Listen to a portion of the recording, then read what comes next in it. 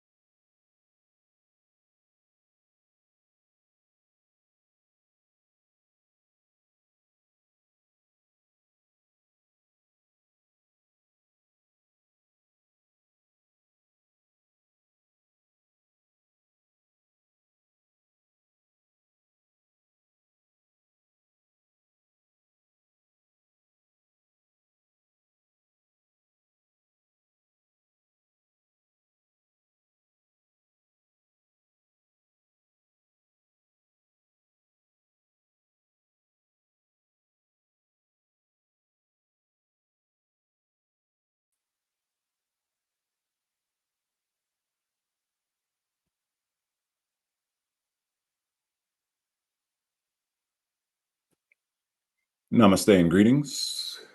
Are you ready to make space for it? Today we are talking about the idea of making space for it. Is it time to declutter?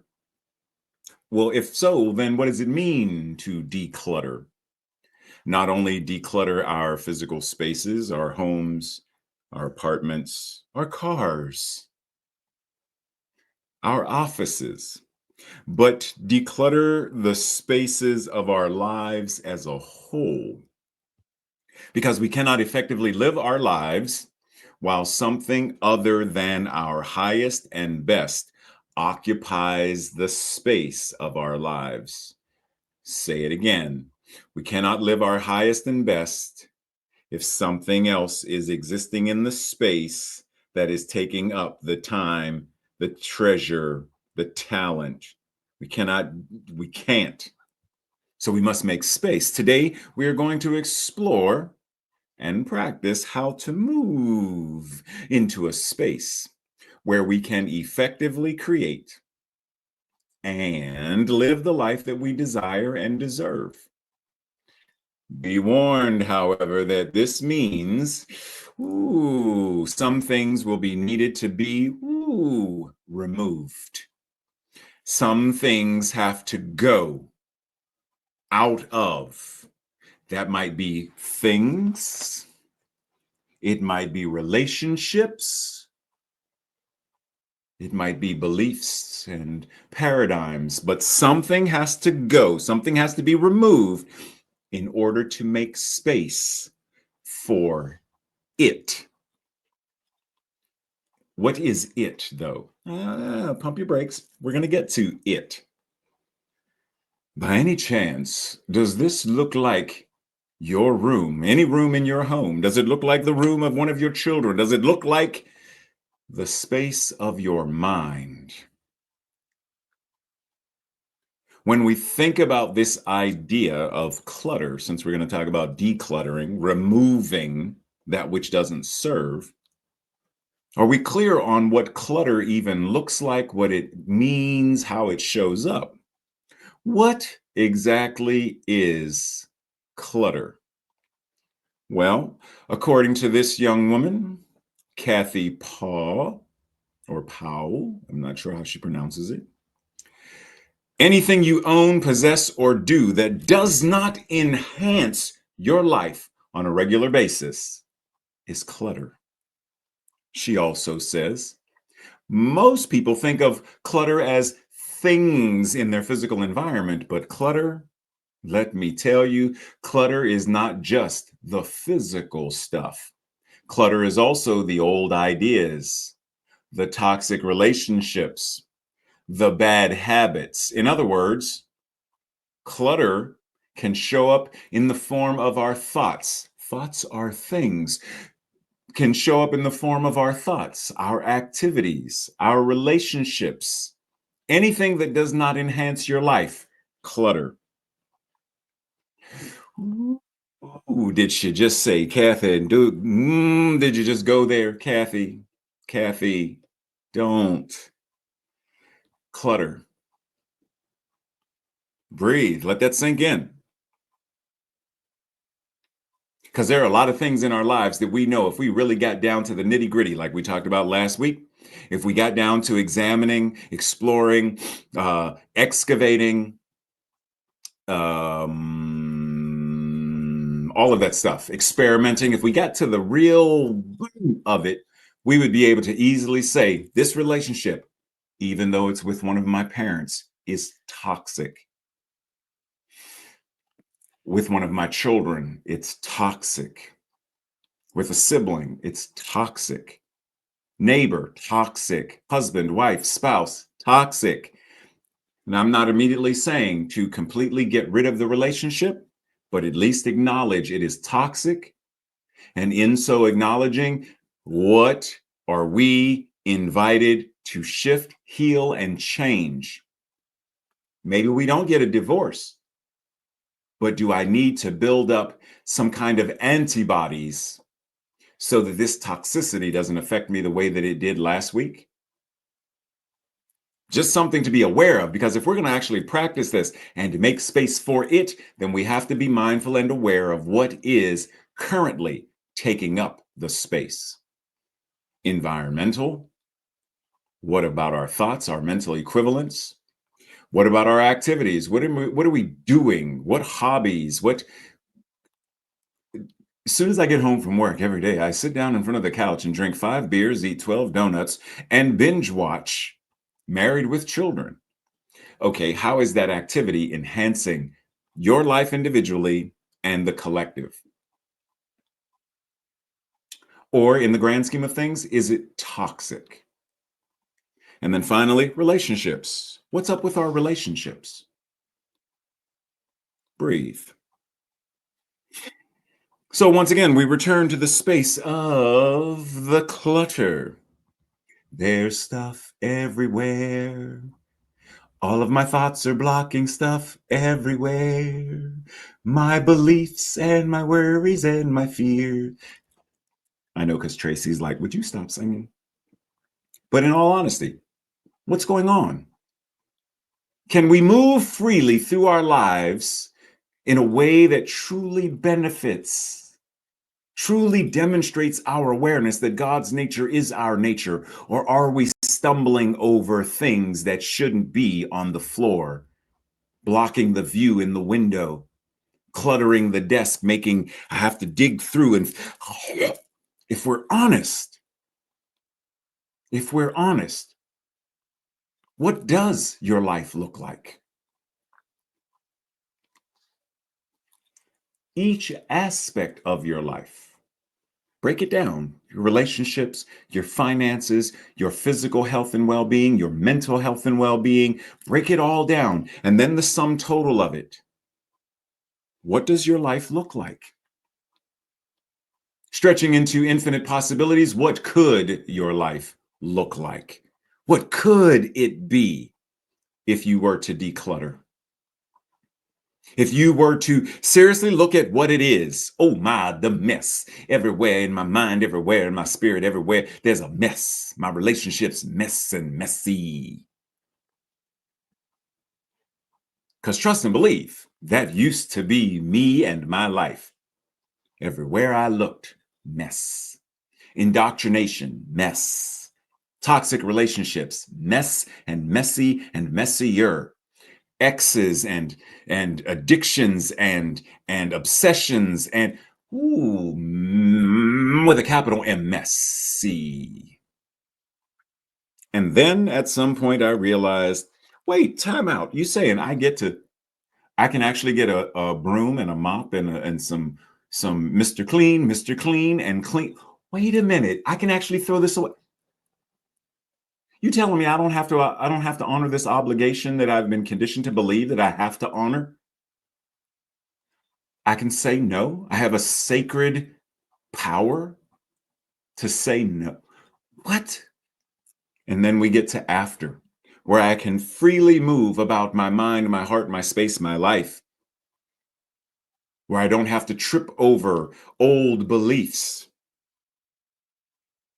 I don't have to trip over the toxic relationships, which is precisely why is this woman wearing a mask? Because of the toxicity. Let us go back to what Kathy said. Most people think that the clutter, blah, blah, blah, blah, blah, toxic relationships, toxic thoughts and beliefs and ways of being and activities, toxic, meaning they are poisonous.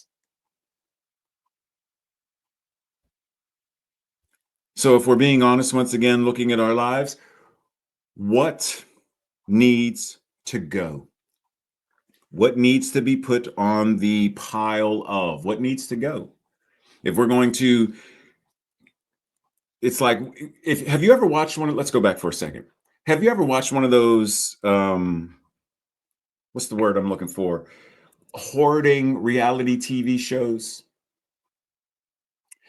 And they get the person, the hoarder, to prioritize. They ask them to be able to say, this is a must keep. This is a, let me consider it. This is a, I think it can go. This is yeah, definitely get rid of it. First, you have to discern and organize what's what.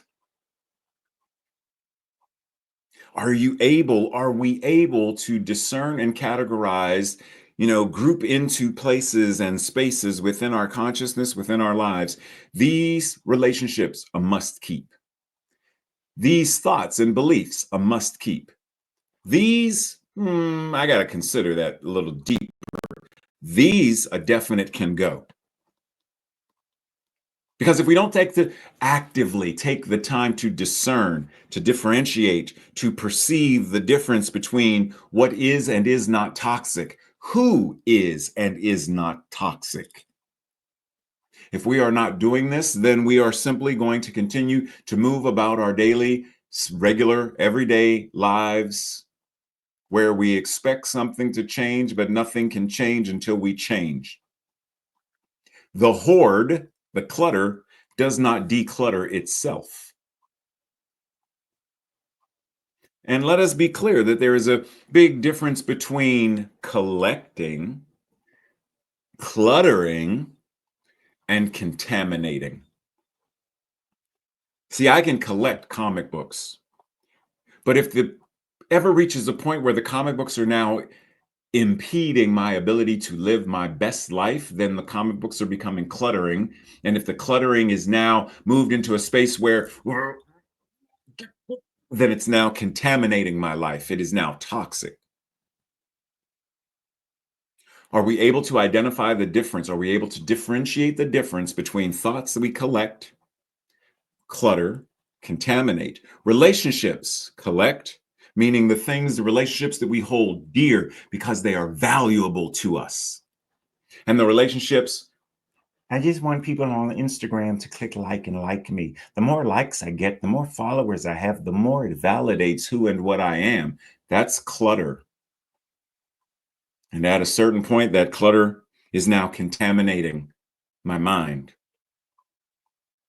Because when we hoard, whatever we are hoarding, technically, in essence, what we are doing is we are defiling, we are infecting, we are polluting, and we are poisoning our lives. Dr. Holmes says, the thing, then, works for us by working through us and is us. Always. It cannot work for us in any other way. It spreads itself over the whole universe and shouts at us, shouts through us from every angle. But it can become power to us only when we recognize it as power. Therefore, our belief sets the limit to our demonstration of a principle which, of itself, is without limit. It is ready to fill everything because it is infinite. So, it is not a question of its willingness nor of its ability. It is entirely a question of our own awareness, receptivity, and embodiment of. And let us be mindful that this power it's active even in the clutter. The law is still the law. God is still God. And the same process by which I collect when used in a non-life affirming way is the same process by which that collection becomes clutter and then becomes contamination. It's the same process. So that power, that presence is ever operating in all ways and always. Our invitation is to do so more consciously. What'd you say, Yoda? Oh, we're going to remix, we shall. Okay, cool. Let's remix. The thing then works for us by working through us and as us always. It cannot work for us in any other way. It is the whole of the universe and expresses itself as us in, through, and from every angle. Is a typo. But it, like electricity, can only become usable power in the way that we desire to use it when we actively recognize and apply that power. Therefore, our mental equivalents set the limits as well as the limitlessness of our demonstration of a principle which, of itself, is without limit. It is ever filling and fulfilling everything, because that is the nature of it as the infinite. So it is not a question of its willingness nor of its ability. It is entirely a question of our acknowledged receptivity and active use. Are we acknowledging our receptivity, and are we actively using it? That's the question and the invitation. So breathe. And once again, as I often do, using physicians as our role models because we are metaphysicians. So one of the things that physicians and scientists do is they identify the disease. They identify the thing that is causing problem. They identify the clutter. If that clutter is plaque buildup, whether the plaque is teeth or plaque is in arteries, they identify the clutter. There is a blockage here. There is a brokenness. They identify the obstruction or the obstacle. That's first, discernment. Dr. Holmes invites, we are thinking, willing, knowing, conscious centers of life. We are surrounded by, immersed in, and there is flowing through us and as us a creative something, call it whatever you will, the sum total of our thought, will, purpose, and belief creates a tendency in this law that causes it to react to us, through us, as us, according to the sum total of that belief. And not just the belief, but the sum total of that all belief, full mental equivalent, thoughts, words, emotions, feeling, all of it. The sum total of it all is what the law is responding to. So, identify the clutter, differentiate what is and is not clutter. This is collection, this is trash. This is life affirming, this is not. This is healthy, this is contamination. Then, knowing that the thing can work for us only through us, because it's working as us, let us begin to accept today more good than we experienced yesterday. Talk about stretching into infinite possibility. Whatever good we experienced yesterday, I've mentioned this before, but you may be new. There's this idea of the pendulum. And the pendulum set point here, it may swing to one end and it's a 0, to the other end and it's a 10. And we may be swinging wherever that is that we're swinging, right? But if we move the pivot point, even when this swings its furthest, it's never going to reach a 0 again. It's never going to reach a 3 again. The furthest this now reaches is a 5. At the lowest point, it's a 5, which now means at its highest point, it's a 15. I didn't even know 15 was possible. So whatever good we experienced yesterday, we may not even realize that there's even more infinite good possible. Are we willing to stretch into even more good than we may realize is possible? And to know that we shall reap a harvest of fulfilled desires. The time must come when we shall have left the apparent evil, clutter, contaminant behind, when it shall be rolled up like a scroll and numbered with the things which were once thought to be. At one time, we thought that, what is this? At one time, we thought that by slicing people in the arm and letting them bleed, that it would resolve their headaches. We no longer believe this. And we file it away as, yeah, that's what we used to believe. We used to believe that the earth was flat, no more.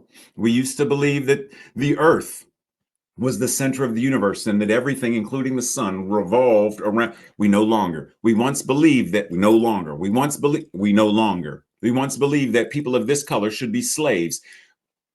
We no longer. We once believed that women should be burned at the. We no longer. Once we believed that children as young as 8 years old, they could work in a factory. We no longer. We roll it up because we understand that just because we thought it yesterday, we don't have to think it today. I would think of things I never thought before, and then I'd stretch and think much more. Yeah, no, I remixed the song. Get used to it.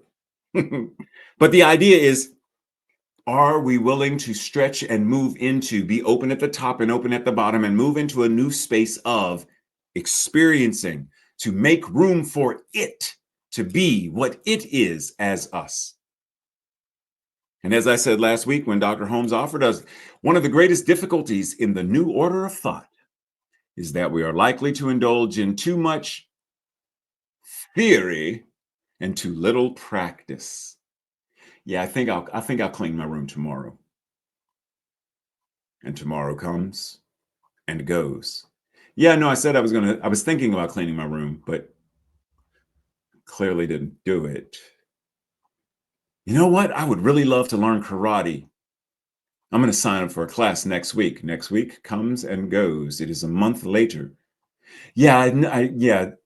4 years ago, I was going to learn karate, and I wanted to learn karate, and I still want to learn karate. But the evidence of my life is showing that I am not convicted and truly willing to do it, or I would be doing it. Too much theory and too little practice. As a matter of fact, we only embody as much as we can prove by actual demonstration. That which we cannot prove may or may not be true, but that which we can prove, not necessarily prove to another, but prove for ourselves, certainly must be, and it is the truth. And if you did not catch what I said last week referencing this, I invite you to go back and watch last week. But the idea is you need not prove anything to others. Like, I can't prove to you that I love my sons. I can't prove it to you. I can't prove to you that I love Tracy. I can't prove that to you. But I feel it. I have proven it to myself that this thing that I feel, that's love. And because that is what it is, it causes me to act and respond in a certain way. You say, what? What are you talking about? But not doing anything about, says Yoda. What are you talking about doing? I'm talking about meditating more. I'm talking about applying science of mind and spirit more. I'm talking about taking a class, a workshop. I'm talking about writing a book. I'm talking about improving my life, being of service in the world. Talking about it, but I'm not doing. So once again, part of our invitation is discern. How do we identify what to keep, what to trash, what to sell, what to recycle, what to donate? As we are going through the clutter of, can we identify what thoughts do we keep? Are there certain thoughts that we can recycle, such as, initially there was a thought that God was an anthropomorphic old white man with a beard sitting on a cloud in heaven. I've recycled that thought to understand that God is the infinite all that there is, and it is incarnating itself as me. I did not keep that idea of God. I didn't trash that idea of God. I recycled the idea of God. I reinterpreted it, reinvented it, and reapply that concept. Can we identify whatever the thing, relationships, like what box? And I understand we're not going to sell some relationships. I got this is just for the sake of identifying the material things in our lives. But the concept is, in decluttering, how do I go through to decontaminate and detoxify any areas of our lives, any area of my life? How am I invited to do this? to sort through the things and identify. As Octavia Butler says, all that you touch, you change. All that you change changes you. And that the only lasting truth that there is change. God is change. And because God is change, we could also remix this and say God is evolution. God is the evolutionary impulse of all that is. Therefore, God is ever changing in, through, and as all that there is. So rather than resist change, let's invite it. Let's welcome it. Let's surf it. Breathe. So we said at the beginning, what was the title for this week? Making space for what exactly? Making space for it. Where you said it. What? Not it. No, wrong it. What is the it that we are talking about? Breathe. Dr. Holmes reminds us mental work is definite. We said this last week as well. Each state of thought taps the same principle. Each uses the same law, is inspired by the same spirit. Each draws forth a different result, however. Here is the multiplicity of all that God is, proceeding from the unity. There is oneness that shows up as the multitude. This is what Emerson meant when he said, unity passes into variety. The one becomes the many, but it is still only one. That's the it. We are making room for, you said what? Oh, we're remixing this one too, Yoda? Cool. Go for it. Remix. Mental equivalent work is definite. Ooh, I see what you just did there. Each aspect of our mental equivalence is empowered by the same principle. Each uses the same law and is inspired by the same spirit, even while each expresses as a different result.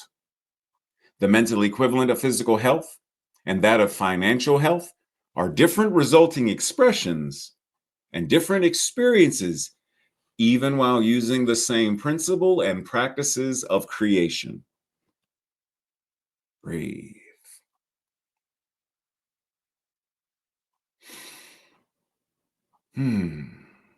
What do you see in each of these images? What do you see? Now, we may say any number of things. Well, we see love and we see family, but are those interpretations? Because these could be actors posing for pictures. And the point coming back to the idea of we cannot prove what we feel, but we can prove it to ourselves, and we can let that embodied feeling, that embodied mental equivalent, then show up in, through, and as the activity of our lives. We are making space for it, making space for God to be God as us, and this can show up as quality family time, as love that is expressed in compassion and listening and affection and laughter, and all of the ways that quality family time means something. So the it, God, shows up in, through, and as everything in our lives. So when we say making space for it, yes, making space for God, clear. But making space for God as God shows up as quality family time. Making space for it as God shows up as what? Any number of things.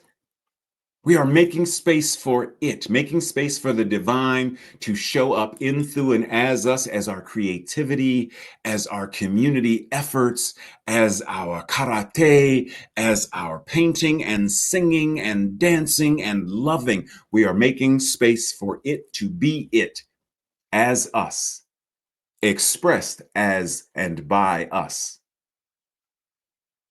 But if we are allowing the contamination of the clutter, to block and prohibit, we're going to continue to make excuses for why we don't paint, why we don't draw, why we don't write, why we don't travel, why we don't live.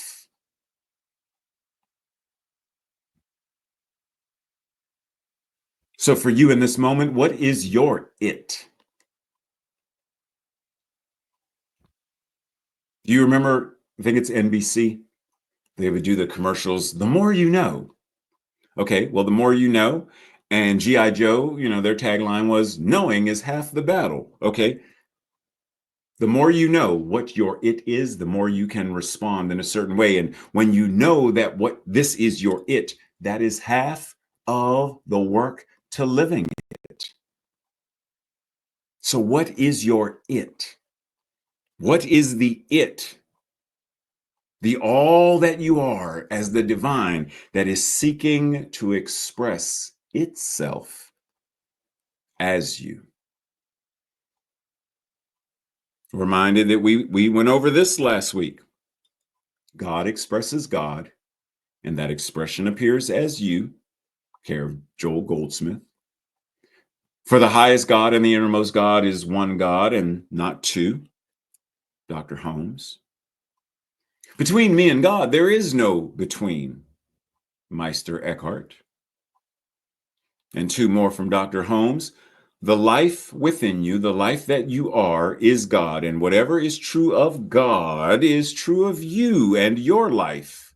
Because your life and that which is the one life, God, are not two, but are one. And the only God you and I could ever know is the one that we embody. Never forget that. So, who are you destined to be as this person making room, making space for it? You get to choose. What are you choosing? Your destiny, what are you choosing by making space for it? Once again, as a physician, what are we invited to? The more you know about how the disease, the more you know about how the human body, how the mind, the more you know, does it not change the way we show up and react and respond? Does it not change the way a physician can heal or help the patient to be healed, to be cured? Because the more they know, while it is true that we are influenced and impacted by all kinds of external circumstances, situations, and experiences, such as feeling hot on a sweltering day. By the way, a day sweltering is a day that Tracy says is comfortable. Such as feeling hot on a sweltering day, being in traffic, or receiving an unwanted medical diagnosis. Our true power is utilized not in controlling the external conditions, but in mastering our mental equivalence about those conditions. Because the creative law responds to our mental equivalence, which shape our lives, which shape our experiences, which shape our conditions.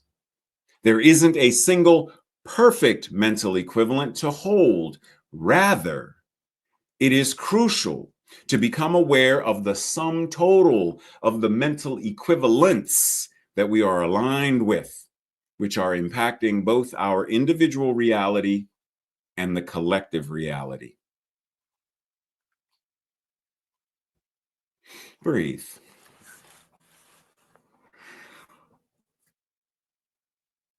We cannot change what we do not bring to the forefront of our minds to change. We cannot change a mental equivalent that we are unaware of, just like hidden mold. There may be something going on with our respiration that we think is allergies. We think it's hay fever. We think it's the cat, the dog. It's hidden mold. And we cannot do anything about the hidden mold until it's no longer hidden.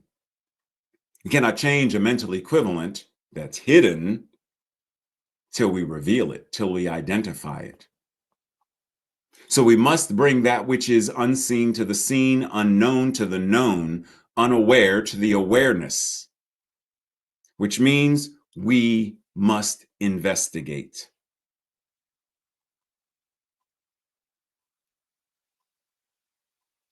Referencing this thing we call, what are they? What are they?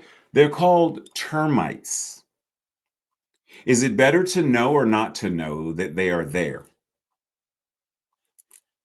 I'm just asking. Would you rather know or not know? Ignorance is bliss. Would you rather know or not know? Because whether you know or don't know, they're still chewing away at the wood. They're still gnawing away at the foundation. But when you know, when the mold is no longer hidden, when the termites are no longer hidden, then we are able to do something about it. When the subconscious and unconscious beliefs and mental equivalents are brought to the forefront of our minds, we can change them and do something about it.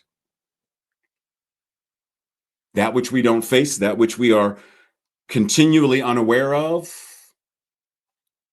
we will live on repeat, on repeat, on repeat, on repeat. We will continue, as Eckhart Tolle says. If you don't face it, if you don't bring it to the light, if you don't bring the light of your consciousness to the pain, to the trauma, to the mold and termites, you will forever be forced to relive again and again and again that condition. The pain body may seem to you to be a huge and dangerous monster that one cannot face. You cannot even bear to look at it or speak it. But I assure you that it is an insubstantial phantom. It is a fart in the wind that cannot prevail against the power of your divine presence.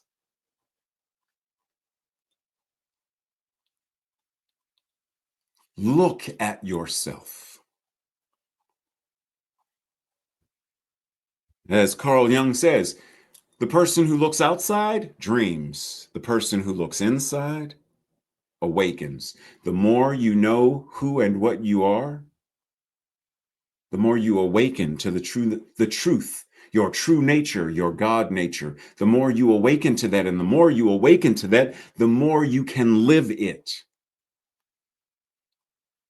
The more you can stretch into the infinite possibility of it. To such a degree that the possibility becomes probability, becomes inevitability.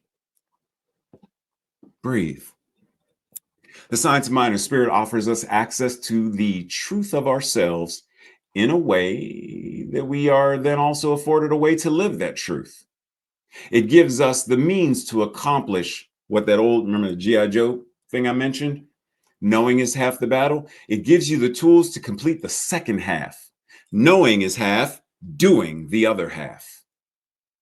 As Dr. Maya Angelou said, and I shared last week, when you know better, you do better. Knowing is half the battle. Doing is the other half. When you know what to declutter and you do, then you live differently. When we know what is cluttering our lives, when we know what is contaminating our lives, when we know what this is and we know what to do about it, we discern and we sort through all of these things within our lives and we handle the clutter accordingly. We sort, we prioritize, we categorize, we relinquish, release, we throw away what really does not serve. And some things we keep, we treasure, we collect, we honor, but we sort through the clutter, the beliefs, the ideas. And as we sort through it all, we handle it all accordingly in order for the end result to manifest. When we do this, we are well on our way to knowing, practicing, and living the science of mind and spirit as a way of life. As Dr. Holmes said, sermon by the sea at Asilomar, show me these groups of people who know what the teaching is, practice the teaching, and live it as a way of life, and I will live to see a world that works for all.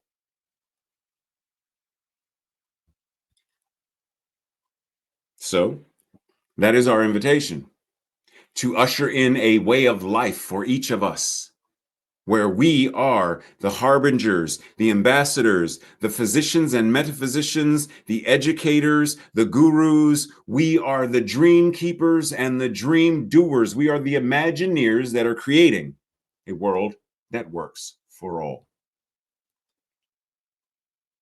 This week's affirmation, our declaration, I'll say it first, and if it resonates with you, say it with me the second time around. I embrace divine guidance and the profound peace it brings by creating the space to live fully as my divine self. Together, I embrace divine guidance and the profound peace that it brings by creating the space to live fully as my divine self. I embrace divine guidance and the profound peace it brings by creating the space to live fully as my divine self. So it is. Our journal questions or Thursday night study questions. Complete this prompt. What I know to be true about myself right now is number 2. What is one thing you do every day that is improving or benefiting your life physically, mentally, emotionally, financially, socially, and spiritually? Number 3. What is something that you collect? What is something that you clutter? What is something that you hoard? Number 4. Give an example of a paradigm, a belief that used to be hidden, and share how that hidden thing was revealed to you and what you did from that point forward. And then lastly, what is something you haven't but are now committing to make space for? I haven't committed to making space for this in the past, but I'm committing to making space for it now. What is it? And breathe as we enter into that space of infinite awareness where we declare the truth, the whole truth, and only that which is true. We make space for that which God is as us. We make space in our minds, in our words, in our conversations, our communication. We make space for it in our emotions and our feelings. We make space for it in our activities, our behaviors, our habits. In other words, we are making space for God in every area, in all ways and always within our life. We allow God to be God as we wash dishes. We allow God to be God as we sit on the toilet. We allow God to be God as we shower or do laundry. We allow God to be God as we mow the grass. We allow God to be God as us, through us. So we don't simply have faith in God, we have faith of God, faith as God. Faith and God synonymous. We simply are faith. Life affirming faith. And life affirming faith must show up as life affirming action. And life affirming action shows up as a way of life. Life affirming action that shows up as a way of life transforms all aspects of our lives, all aspects of the world, a world that works for all.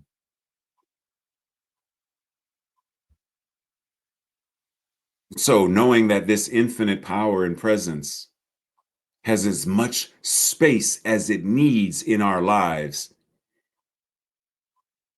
to give us the ease and grace to move freely on the stage of life, to do any dance move we need to move without fear of knocking over a prop or kicking a fellow dancer. We have more than enough space to laugh, to love, to joy and be in joy. We have more than enough space for it as us now.